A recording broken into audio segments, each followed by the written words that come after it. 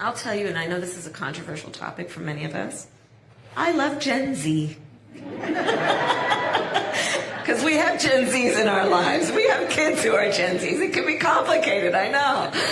I love Gen Z. So I've now, as vice president, met over 150 world leaders. Presidents, prime ministers, chancellors, and kings. Many of them multiple times, to the point we're on a first-name basis.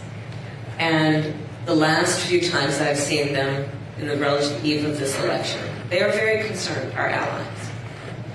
Because, as you know, when we walk in those rooms around the world representing the United States of America, we have traditionally been able to walk in those rooms, chin up, shoulders back, with the self-appointed and earned authority to talk about the importance of democracy and rule of law. But as all the role models here know, as a role model, people watch what you do to see if it lines up with what you say. People around the world are watching this. And I tell you, sometimes I do fret a bit about whether we as Americans truly understand how important we are to the world. In many, many ways, Donald Trump is an unserious man.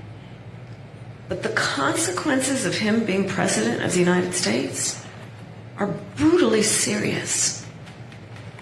There are things that he says that will be the subject of skits and laughter and jokes. I've counted that I have taken the oath of office 6 times.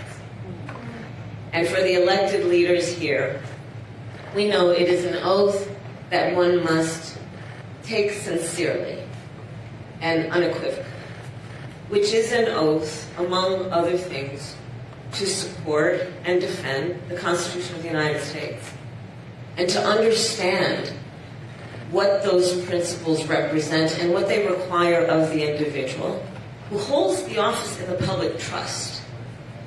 And let's not undervalue that point as well. Hey, Mark, I'm looking at an NBC article from our corporate parent that just says, I guess at an Arizona town hall meeting, when you were asked about the possibility of taxing unrealized capital gains, you said if you really thought that the vice president would do that you'd campaign against her. So I guess that was a true comment you made. And then my follow-up So what question, I said was, I said it's not going to happen. Absolutely not going to happen. If for some reason she lied about it, I would campaign against her so there wouldn't be a second term.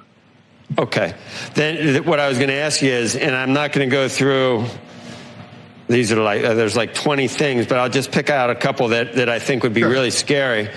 If she were to try to abolish the filibuster, if you knew she was going to do... Yeah, I don't agree with that. Next. And then how about free health care for all? She doesn't talk about that. So here's exactly what she's talking about with health care. But there were some things she has said. I can pick out probably 10 things where... Well, Joe, I can go back to an interview. You would say, yeah, I'd campaign against her. So what do you like?